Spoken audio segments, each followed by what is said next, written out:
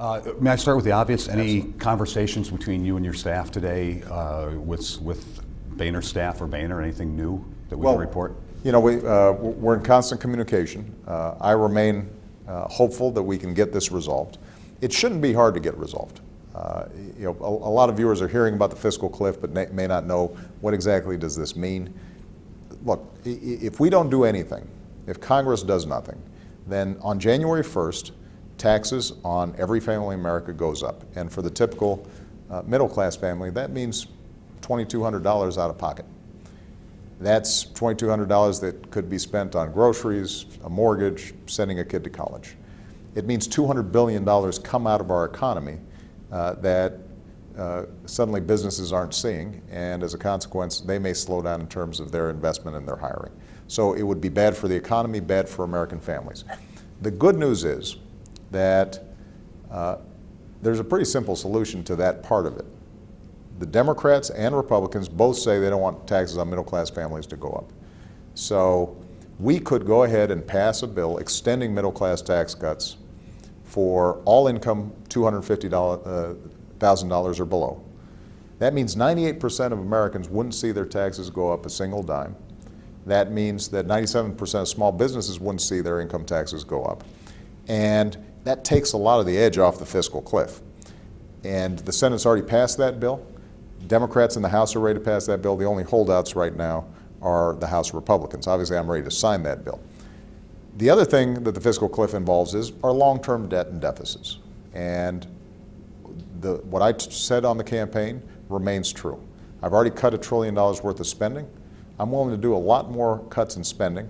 We also need to pair it up with a little more revenue. So for people in the top 2% income brackets, we want to go back to the Clinton rates, pay slightly higher taxes. You couple $2 of spending cuts for every dollar of revenue, and you can solve the deficit problem as well, which would obviously give us a lot of certainty going forward and allow the economy to gain some steam. So the big problem right now is that Republicans in the House are resistant to the idea of the wealthiest Americans paying higher tax rates. And I understand they have a philosophical objection. On the other hand, you know, we're willing to make some really tough decisions about spending cuts. We've already made $1 trillion worth of spending cuts. What I don't want to do is ask seniors to pay a lot more for Medicare or young people to pay a lot more for college because they're not getting the same deal on student loans just to finance a tax cut for me. And I think that if we can get that change in attitude on that particular issue, then we should be able to get something done before the end of the year. When I was on the Hill today, they will tell me, and they did tell me, that the spending cuts aren't real. So I have a 12-year-old. So I would go back and I can articulate your case very well, and I can do theirs as well. But when he looks at me, or you, the president was in front of a 7th grade class, right, and they said, well, help us understand who's telling the truth, who really is willing to go ahead and make some spending cuts, because we know you're insistent on the 2%. But explain the cuts in a way that maybe I think Minnesotans and maybe even my kid could understand. I think it was pretty straightforward. First of all, we've already made $1 trillion worth of cuts, so people can take a look and see the difficult decisions that we've already made. Cuts in defense spending, you know, cuts in social programs. I've also put out a budget. And so the hundreds of billions of dollars of cuts that I'm prepared to make, we've actually got outlined, specified, line by line. They're on our website. So when you hear the idea, oh, these aren't real or they're not specific enough, et cetera, the truth is that anybody who actually takes the time to look at the budget that we've submitted knows that they're real. Now, Republicans may want to see additional spending cuts, which is fine. They should put forward what else they want to cut, and we'll be happy to examine them.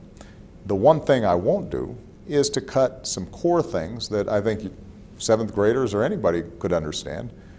Do we want to cut our investments in making sure that young people who are working hard can go to college? I don't want to make that cut because that will not be good for our economy.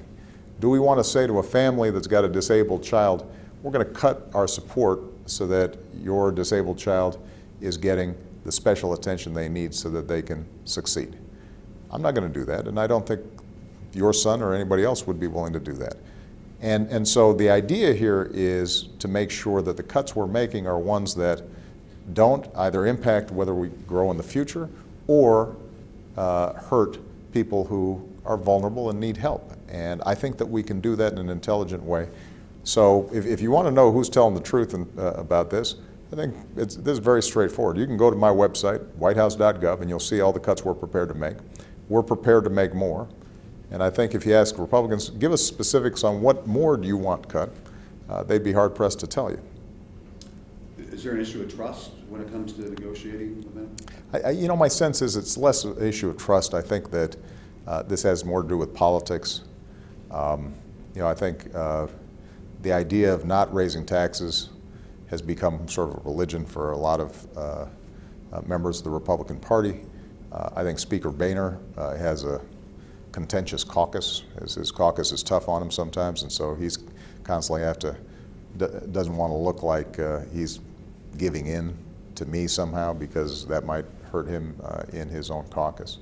There are real philosophical differences on issues, but I think this is why it's so important to hear directly from the American people.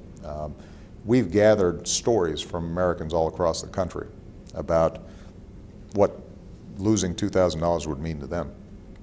I have about 300,000 responses so far, and if any of your viewers want to sort of communicate what this means to them, they can use a hashtag #My2K on a Twitter account or go to the whitehouse.gov. And I think the more members of Congress and anybody here in Washington hears directly from people and says, you know what, let's stop bickering all the time. We just got through an election. We know what we have to do. We've got to make some tough cuts. Folks who can afford it should pay a little higher taxes. Let's get this done. Let's protect middle-class families. The more that kind of common sense prevails, the better off we're going to be. I hope they use My2K and stop using my email. It's overwhelmed right now. Senators Klobuchar and Franken are trying to delay and actually repeal part of the medical devices tax, which has a huge impact on Minnesota companies. Would you be willing to see that delayed? No, and here's why. The health care bill is going to provide those medical device companies 30 million new customers. It's going to be great for business, and they're doing really well right now. And they're going to get 30 million more customers as a consequence. So this additional tax essentially comes back to them in the form of new customers.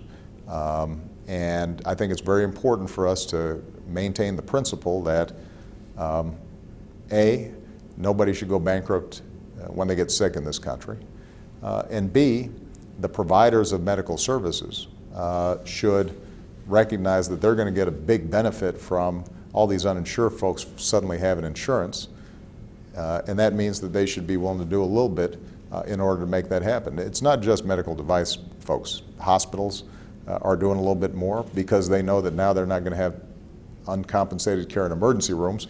Everybody's going to have some insurance. Doctors, same kind of thing. So this is not unique to the medical device industry. The idea is that when you have 30 million more people coming in, you're going to make money. You can afford to do a little bit more to help facilitate making sure that people are getting the health care they need.